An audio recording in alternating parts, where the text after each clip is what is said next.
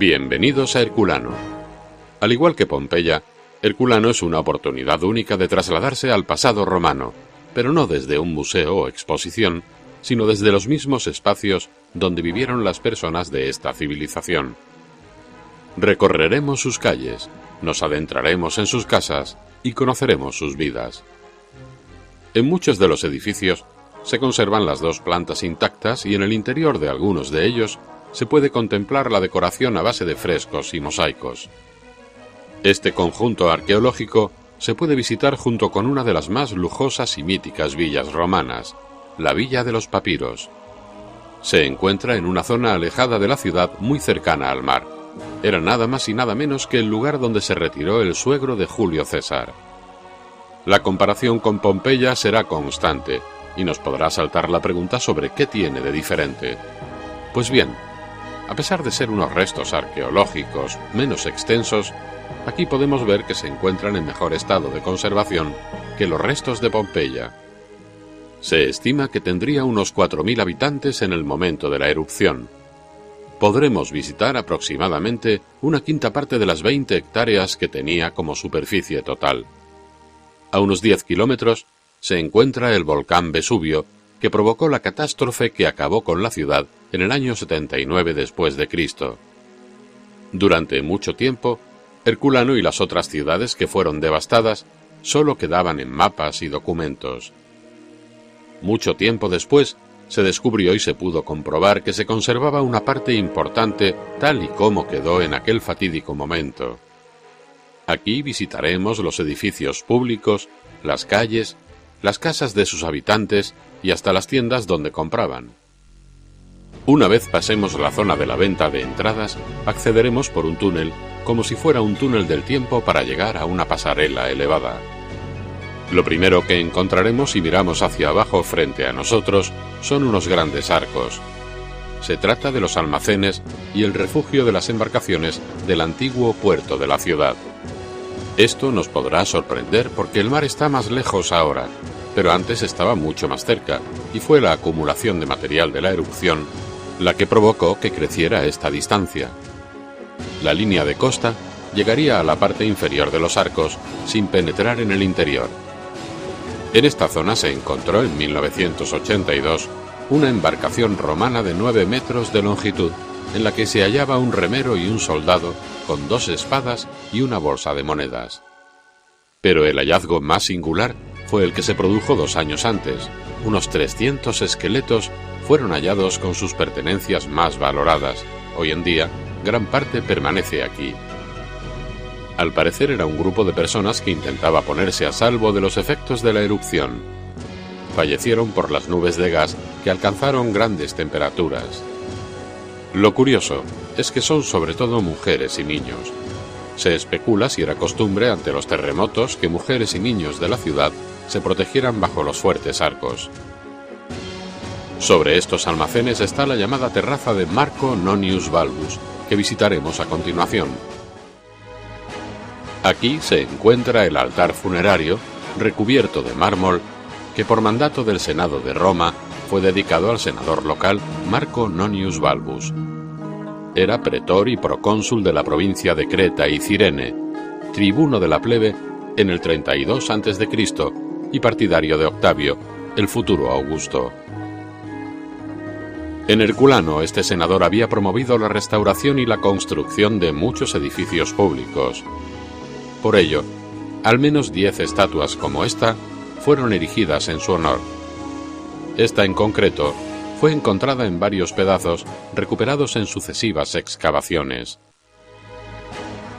La plataforma que hay delante es el altar. Tiene una inscripción donde se recuerda al senador y se alaban sus méritos. Desde aquí se accede a las termas suburbanas, situadas a la izquierda de la estatua. Estamos en una de las termas mejor conservadas de la antigua Roma. Parece ser que el senador del que hablamos antes, Marco Nonius Balbus, promovió su construcción. El edificio debe su supervivencia a cómo está levantado, con paredes de ladrillo y bóvedas de hormigón. Los escombros que entraron por las claraboyas llenaron su interior de forma que se compensó la presión exterior. Desde la escalera interior de entrada, bajaremos al vestíbulo donde hay una pequeña fuente con un busto del dios Apolo.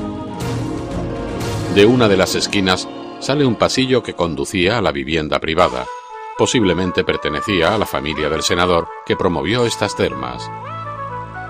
Enfrente encontraremos la puerta que nos lleva al vestuario de las termas, denominado Apoditerium. Separado por un arco, hay un espacio reservado con una piscina para los baños de agua fría, denominado Frigidarium. Este era el primer baño para que se les abriesen los poros de la piel. Fijémonos en el suelo de mármol. Esto nos da una idea de la suntuosidad que debían tener estos baños. Las paredes también conservan parte de la decoración. Desde aquí se accede a la sala de agua templada, el llamado Tepidarium. Hacia la derecha está la sala de agua caliente o Caldarium, y a mano izquierda hay otra sala con una gran piscina climatizada.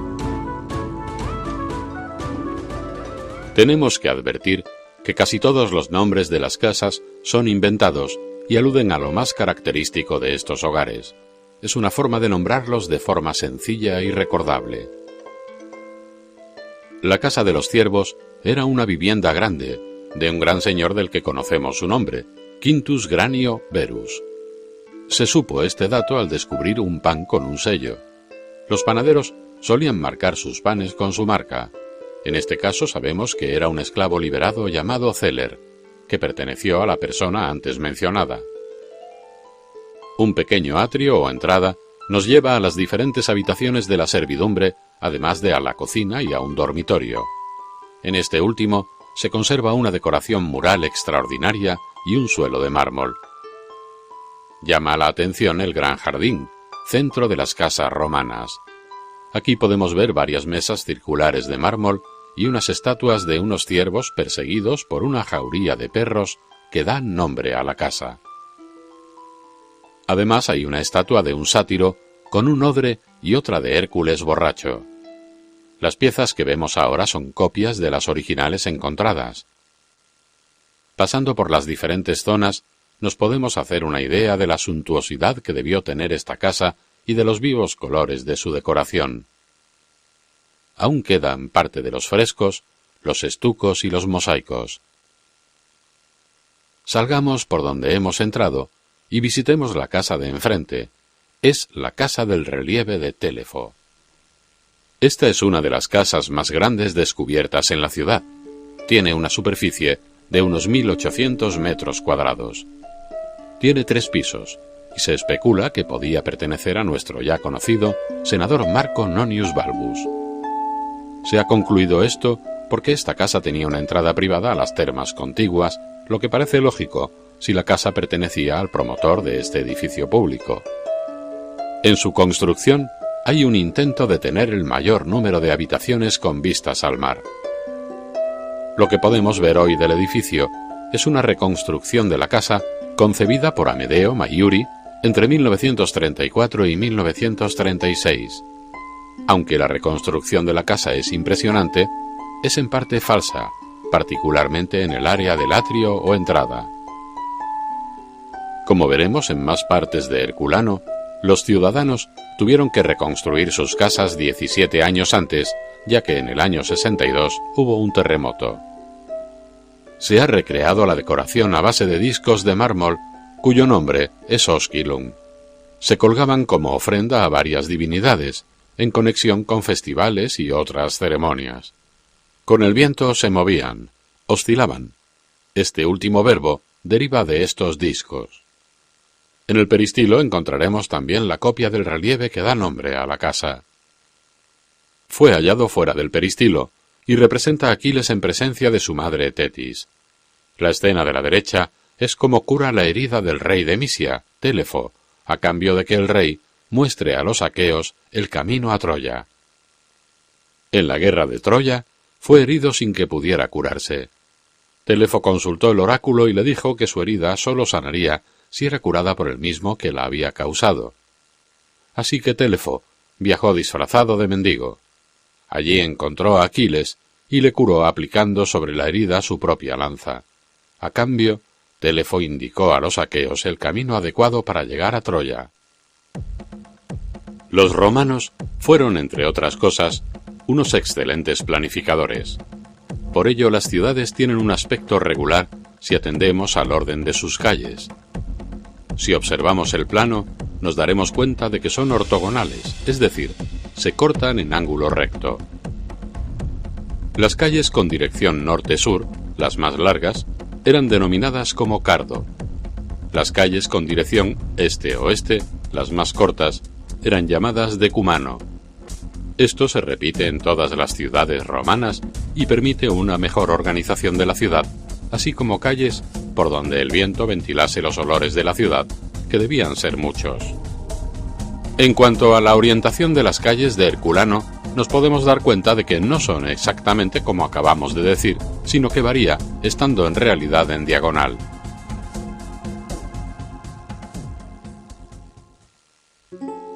Imaginémonos este lugar lleno de gente, con esclavos atendiendo las necesidades de los que desnudos disfrutarían del baño. Se pagaba un precio por entrar y muchas veces el acceso era gratuito. Eso sí, cualquier servicio podía ser cobrado, como guardar la ropa, el uso de aceites, masajes, etc. Las mujeres debían acudir por la mañana y los hombres por la tarde y la noche, ya que se han encontrado lámparas que atestiguan un uso nocturno. Aquí se conversaría sobre lo que ocurría en el imperio, en la ciudad, se cerrarían tratos y se intrigaría en contra de otros. Aquí mataban el tiempo a la misma vez que cuidaban su higiene, pues las casas en la ciudad carecían de baño.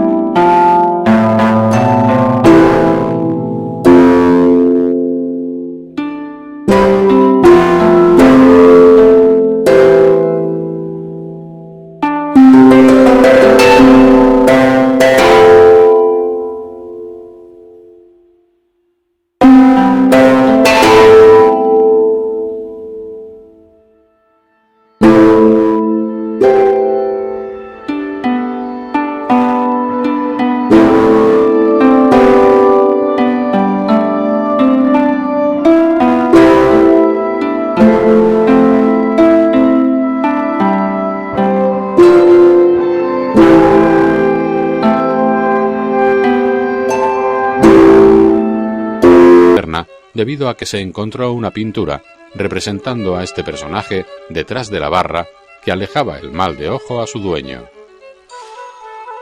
Por la mañana, para desayunar, tomaban pan y queso o verduras. También se consumía lo que había sobrado de la cena del día anterior.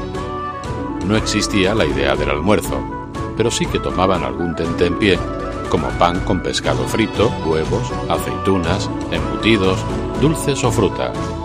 No solo había tiendas en los edificios, también había vendedores ambulantes. Sobre las 4 de la tarde cenaban, concluyendo por la noche.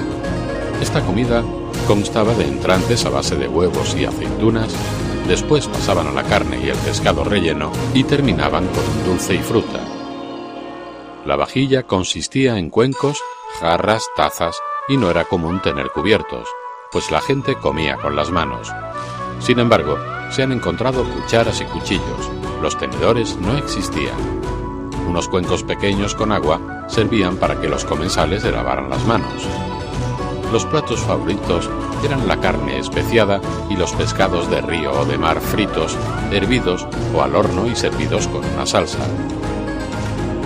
El vino era la bebida más común y era más fuerte del que conocemos hoy. Como hemos comentado, antes se diluía con agua y se añadía miel y especias. Una bebida barata era la posca, consistente en vinagre diluido en agua.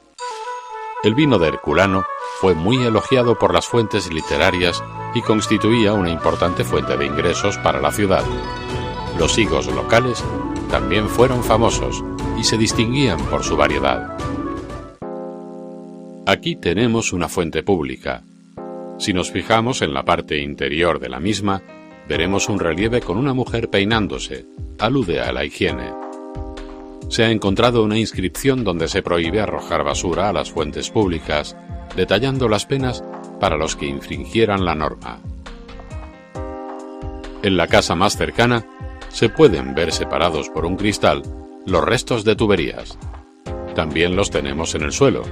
Había casas con agua corriente llevada por gravedad. También se han descubierto al menos 3 termas o baños públicos y muchas letrinas. Vayamos ahora al Colegio de los Augustales. Estamos ante un edificio público de gran importancia para la ciudad. Los Augustales eran los adeptos al culto imperial reunidos en un colegio sacro. Aquellos que no podían tener acceso a la magistratura, es decir, tener un cargo en la ciudad, encontraban en estos colegios una manera de escalar socialmente. En esta situación se veían los libertos, es decir, aquellos que habían sido esclavos pero ya no tenían tal condición. El edificio es un gran cubo con 2 plantas. Su aspecto exterior pudo ser de yeso y pintado de blanco a juzgar por algunos restos que aún quedan, pero esto es solo una hipótesis. Si penetramos en el interior, encontraremos que la planta baja es una gran sala hipóstila, pintada de blanco. Servía para las reuniones públicas. Subiendo por una escalera externa, se accedía al matroneo, donde desde 4 ventanas se podían seguir los actos que se celebraban en la planta baja. En una de las paredes hay una inscripción. Se encuentra en la parte izquierda de la pared de la puerta por la que hemos entrado. Si la traducimos, dice: Consagrado a Augusto, Aulo Lucio Próculo y Aulo Lucio Luliano, hijos de Aulo, de la tribu de Menenia, ofrecen por su propia cuenta un banquete a los decuriones y augustales en ocasión de la consagración. Entiéndase que es la consagración de este edificio. La pared del fondo de la gran sala está casi en su totalidad ocupada por una gran chela, es decir, un espacio central que contenía la imagen de culto. Su decoración es suntuosa con pinturas, suelo y zócalo revestidos con placas de mármol. A mano derecha, al lado de la esquina de las tabernas, está la entrada de la palestra. Podemos distinguirla por las 2 altas columnas que la flanquean. Este espacio está parcialmente excavado. Nos lo tenemos que imaginar como un rectángulo de unos 100 metros por 70 rodeado por una galería porticada. Aquí se practicaba la lucha libre y se hacía ejercicio. Estas instalaciones tienen su origen en Grecia y los romanos las incorporaron a sus ciudades. En el centro hay una piscina con forma de cruz a la que se ha podido acceder mediante túneles. Tiene poco más de 1 metro de profundidad y en su centro fue hallada una fuente de bronce. Estaba formada por una serpiente de 5 cabezas entrelazadas alrededor de un árbol. La fuente original se ha sustituido por una réplica. También podemos ver una segunda piscina junto a uno de los extremos. Tiene 30 metros de longitud. No se sabe si es una piscina o un estanque. Lo que sí se tiene claro es que no estaba en uso cuando la ciudad fue sepultada. Las paredes estaban recubiertas con mármol, que fue retirado en el siglo XVIII para adornar otros edificios de la época. Fijémonos en varias de las columnas. Podemos ver cómo estaban hechas, con una capa exterior que permitía darle un aspecto de estar esculpidas en mármol con sus estrías y detalles. Por dentro vemos que están formadas por ladrillo, material mucho más barato y fácil de colocar. Veremos que esto se repite en más columnas de la ciudad. En una de las zonas de la palestra veremos un entrante con una gran hornacina al fondo y una mesa a modo de altar. Se especula con su uso, formulándose la hipótesis de que fuera el lugar donde se expusiesen los premios cuando había competición. Se piensa que esta villa fue propiedad del suegro de Julio César, Lucio Calpurnio Pisón Cesonino, y que se extendía por más de 250 metros a lo largo de la costa. Originalmente Se estima que fue construida en el siglo I a.C. A mediados del siglo XVIII se excavaron túneles hasta su interior, pero era algo realmente peligroso debido a la acumulación de gases. A pesar de ello, se encontraron numerosas esculturas que nos dan una idea de la suntuosidad que tuvo. Además, se hallaron numerosos rollos de papiro carbonizados. En el lado oeste del edificio hay un gran peristilo o galería de columnas de más de 90 metros de largo por 30 de ancho. Una piscina ornamental se construyó en el centro. El peristilo estaba adornado con muchas estatuas de bronce y mármol, incluyendo los 5 bailarines de Herculano, que se pueden ver en el Museo Arqueológico Nacional de Nápoles. También había bustos de los grandes hombres griegos de letras, incluyendo filósofos y hombres de Estado. Esto da crédito a la creencia de que el dueño era una persona culta. Queda gran parte de la villa por excavar. Se estima en más de 2.500 metros cuadrados. Contemos ahora qué había escrito en los papiros. Lo que da nombre a la villa y su verdadero tesoro son los papiros. Su estado de conservación es muy delicado. Sufrieron, además, graves agresiones, cuando en el siglo XVIII los excavadores y cazadores de tesoros exploraron la villa. Muchos de estos pensaron que eran trozos de carbón y troncos quemados. Por ello, algunos fueron usados como antorchas. Y es que, al igual que el resto de la ciudad, la explosión de gas del volcán a 400 grados carbonizó los rollos de papiro antes de que la ciudad quedase enterrada bajo una fina ceniza volcánica que después se enfrió y solidificó. En aquella época no existían libros, sino que se usaban papiros que se enrollaban sobre sí mismos. Durante el Imperio Romano se construyeron grandes bibliotecas en la capital, Roma, generalmente con edificios separados con obras en latín y griego.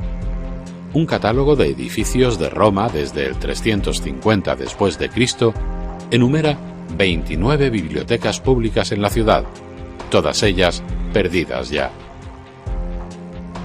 Algunos estudiosos estiman que conocemos muy poco de las obras principales de la literatura clásica. Por ejemplo, de la historia de Roma de Tito Livio, 3/4 partes están perdidas, o del poeta Sófocles, solo sobreviven 7 obras enteras de las 120 que escribió. Unos 2.000 rollos han sido recuperados de la villa y se han desenrollado más de 1.600 papiros. Son, principalmente, obras filosóficas en griego, muchas de Filodemo de Gadara, identificado como el autor de 44 rollos y probable autor de otras 120 secciones. Ya unos días antes se habían sentido temblores en esta zona dominada por el Vesubio, pero esto no era nuevo para los habitantes. 17 años antes, un terremoto dañó las ciudades cercanas y la propia Herculano. A primera hora de la mañana del día 24 de agosto, se desgarró la cima del monte. Una columna de humo empezó a salir del Vesubio. Plinio el Joven relata todo lo que sucedió, contando que hubo una lluvia de piedras y ceniza que oscureció el cielo. Además, gran cantidad de rayos caían de las nubes. Los habitantes de la ciudad se refugiaron. Pensaban que iba a suceder como otras veces y que por tanto aquello pasaría. Pero la situación de ese día era muy distinta.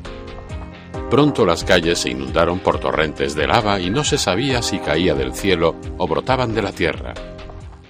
Una luz de fango, mezcla de ceniza con lluvia y lava, caía sobre Herculano, inundaba sus calles, cubría los tejados y entraba por puertas y ventanas.